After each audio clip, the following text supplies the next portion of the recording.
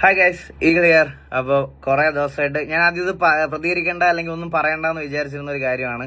പിന്നീട് ആലോചിച്ച് ഇപ്പം ആൾക്കാർ ഒരു സ്ട്രീമിംഗ് ഫെയിമിനും അല്ലെങ്കിൽ ഒരു കോണ്ടന്റ് ക്രിയേറ്റർ ആവുന്നതിനൊക്കെ വേണ്ടിയിട്ട് കാട്ടിക്കൂട്ടുന്ന ഓരോന്ന് കണ്ടിട്ട് പറയാതിരിക്കാൻ വയ്യാത്ത ഒരു സിറ്റുവേഷനിലെത്തി കുറച്ച് ദിവസങ്ങളായിട്ട്. ആൻഡ് ഇതിനു മുമ്പ് നിങ്ങൾ ഓൾറെഡി കുറച്ച് ഇഷ്യൂസും കാര്യങ്ങളൊക്കെ നിങ്ങൾ കണ്ടിട്ടുണ്ടാവും. പക്ഷെ ഇതെനിക്ക് പറയാതിരിക്കാൻ വയ്യ ഗൈസ്. ഞാൻ ഇപ്പം എല്ലാവരും ഒരു കണ്ടന്റ് ക്രിയേറ്റർ അല്ലെങ്കിൽ ഒരു സ്ട്രീമർ ആവാൻ വേണ്ടി ഷോർട്ട് കട്ട് യൂസ് ചെയ്യുന്ന ഒരു പരിപാടി ഇപ്പൊ എല്ലാവരും കണ്ടുകൊണ്ടിരിക്കുന്ന ഒരു കാര്യമാണ്. അതായത് എല്ലാവരെ പോലെ ഒരു ക്രിയേറ്റർ ആവണം, മറ്റേ ഫോളോവേഴ്സ് ഒക്കെ വേണം, വണ്ടി മേടിക്കണം, കാശ് വേണം, അങ്ങനത്തെ ഒരു ഇതിലോട്ട് വന്ന് എല്ലാവരും അതിനുവേണ്ടി ഷോർട്ട് കട്ട് യൂസ് ചെയ്യുക ഗൈസ്. മെയിനായിട്ട് എനിക്ക് പറയാനുള്ള ഒരു കാര്യം എന്ന് പറയാം, ഇപ്പം നിങ്ങൾ ഈ ഫെയിമിൽ നിൽക്കുന്ന ആയിട്ട് കാണുന്നതായിട്ടുള്ള സ്ട്രീമേഴ്സ് ആയിക്കോട്ടെ, കണ്ടന്റ് ക്രിയേറ്റേഴ്സ് ആയിക്കോട്ടെ, ഇവരൊന്നും നേരെ വന്ന് ഒറ്റ ദിവസം കൊണ്ട് ഒരു കോൺട്രവേഴ്സി ഉണ്ടാക്കി മാത്രം ആൾക്കാരുടെ പ്രീതി പിടിച്ചു പറ്റിയതോ ഇഷ്ടം പിടിച്ചു പറ്റിയതോ ഫോളോവേഴ്സ് പിടിച്ചു പറ്റിയതോ ആയിട്ടുള്ള ആൾക്കാരല്ല.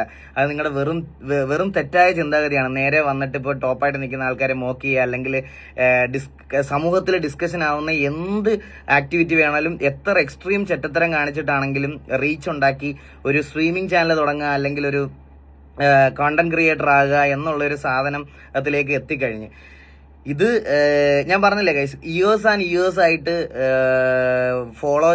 സ്ട്രീം ചെയ്തും കണ്ടന്റ് ക്രിയേറ്റ് ചെയ്തും ഒക്കെയാണ് ഇപ്പൊ ടോപ്പിൽ നിൽക്കുന്ന കുറെ ആൾക്കാർ അതിലേക്ക് എത്തിയത്. ഞാൻ തന്നെ കഴിഞ്ഞ ഒരു 8-9 വർഷമായിട്ട് ഞാൻ സ്ട്രീമൊക്കെ ചെയ്തുകൊണ്ടിരിക്കുന്ന ഒരാളാണ്. എനിക്കൊരു റെക്കഗ്നൈസേഷൻ കിട്ടിയത് പോലും ഒരു 3-4 വർഷം മുമ്പാണ്.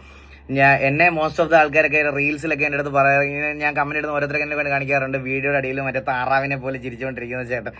ഇത് എൻ്റെ അടുത്ത് നേരിട്ട് വന്ന് ചോദിച്ചിട്ടുള്ള ആൾക്കാരാണ്. മറ്റേ റീൽസിൽ കാണുന്ന ചേട്ടനല്ലേ. ഞാൻ എന്റെ സ്ട്രീം കാറ്റഗറി എന്ന് പറയുന്നത് ഗെയിമിംഗ് ആണ് ഗൈസ്.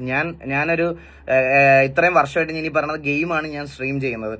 അതിന്റെ ഇടയ്ക്ക് വല്ലപ്പോഴും എങ്കിലും ഡിസ്കോഡ് അങ്ങനത്തെ കാര്യങ്ങളൊക്കെ റിയാക്ട് ചെയ്യുമ്പോഴാണ് ആൾക്കാർ കട്ട് ചെയ്തിടുന്നത്. ഞാൻ എന്റെ പ്രൊഫൈലിൽ ഇതുവരെ ഒരു റിയാക്ഷൻ വീഡിയോയോ അങ്ങനത്തെ സാധനങ്ങളൊന്നും ഞാൻ കട്ട് ചെയ്ത് ഇട്ടിട്ടില്ല. എന്റെ ഒഫീഷ്യൽ അക്കൗണ്ടിൽ ഞാൻ പോസ്റ്റ് ചെയ്തിട്ടില്ല. ഇതെല്ലാം വേറെ ഏതൊക്കെയോ റാൻഡം അക്കൗണ്ട്സ് ആണ് പോസ്റ്റ് ചെയ്യണത്. അതിനൊന്നും ഞാൻ കോപ്പിറൈറ്റ് കൊടുക്കാറുമില്ല.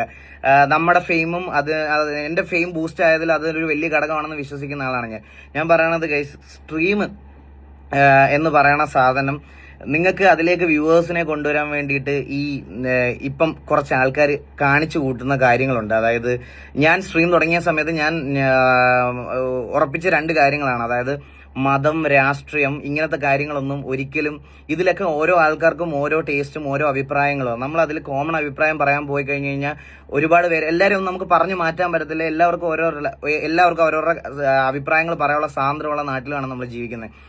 അപ്പൊ നമുക്ക് ഈ പറയണത് പോലെ എല്ലാവരെയും ഇംപ്രസ് ചെയ്യാൻ പറ്റാത്ത 2 മെയിൻ കാര്യങ്ങളാണ് ഇത് രണ്ടും. മതമാണെങ്കിലും ഈ പറയണത് പോലെ പാർട്ടി ആണെങ്കിലും ഇതൊന്നും അധികമായിട്ട് ഹെൽത്തി അല്ലാത്ത രീതിയിൽ ഞാൻ ഇതുവരെ എന്റെ ലൈവിൽ ക്രിട്ടിസൈസ് ചെയ്യുവോ അല്ലെങ്കിൽ എടുത്തു പറയുകയോ അങ്ങനെ ഒന്നും ചെയ്തിട്ടില്ല. ഇത് പറയണത് തെറ്റാണെന്നല്ല ഞാൻ പറയണേ, എല്ലാത്തിനും ഒരു ലിമിറ്റ് ഉണ്ട്. ഇപ്പം റീസെന്റ് കുറച്ച് ആൾക്കാർ ഒരു സ്ട്രീം അല്ലെങ്കിൽ ഒരു സ്ട്രീം കോണ്ടന്റിന് വേണ്ടിയിട്ട് ഏതറ്റം വരെ പോയി എന്ന് നമുക്ക് ഇപ്പൊ കറണ്ട് സെനറിൽ നടക്കുന്ന കുറച്ച് കാര്യങ്ങൾ നോക്കിയാൽ മനസ്സിലാവും. ഞാൻ ആരുടെയും പേരൊന്നും എടുത്തു പറയണില്ല, ബട്ട് സ്റ്റിൽ അത് കാണുമ്പോൾ നമുക്ക് എന്തോ പോലെ ഇത് ഞാൻ ഈ വീഡിയോ ചെയ്യാനുള്ള മെയിൻ ഒരു ഉദ്ദേശം എന്താണെന്ന് വെച്ചാൽ, സ്ട്രീമിങ്ങിലോ അല്ലെങ്കിൽ അങ്ങനത്തെ കാര്യങ്ങളിലോ കണ്ടന്റ് ക്രിയേഷനിലോട്ടൊക്കെ വരുന്ന ആൾക്കാരുണ്ടെങ്കിൽ ഇവരെ പോലത്തെ ആൾക്കാരെ നിങ്ങൾ കണ്ടിട്ട് ഇതാണ് സ്ട്രീമിങ്ങിലേക്ക് വരാനുള്ള പാത്ത് എന്ന് വിശ്വസിക്കരുത്. ഇതല്ല ഗൈസ് സ്ട്രീമിങ്ങിലേക്കൊട്ടും കണ്ടന്റ് ക്രിയേഷനിലോട്ടും ഒക്കെ വരാനുള്ള പാത്ത് എന്ന് പറയുന്നത്. നിങ്ങൾക്കൊരു ടാലന്റ് ഉണ്ടെങ്കിൽ അത് മോൾഡ് ചെയ്യുക, അത് ഇതാക്കി എടുക്കുക. ചിലപ്പോൾ അത് ഇയേഴ്സ് എടുക്കുന്ന പ്രോസസ് ആയിരിക്കാം. അല്ലാതെ പെട്ടെന്ന് ഒരു ദിവസം വന്ന് കിട്ടുന്ന ഫെയിം നമുക്ക് ഈസി ആയിട്ട് ഉപയോഗിക്കാനും അങ്ങനെ കാര്യങ്ങൾ വളരെ ചുരുക്കം പേർക്കേ അത് പറ്റത്തുള്ളൂ. ഇങ്ങനത്തെ കാര്യങ്ങൾ ഇത് കാണുമ്പോൾ പറയാതിരിക്കാൻ വയ്യ.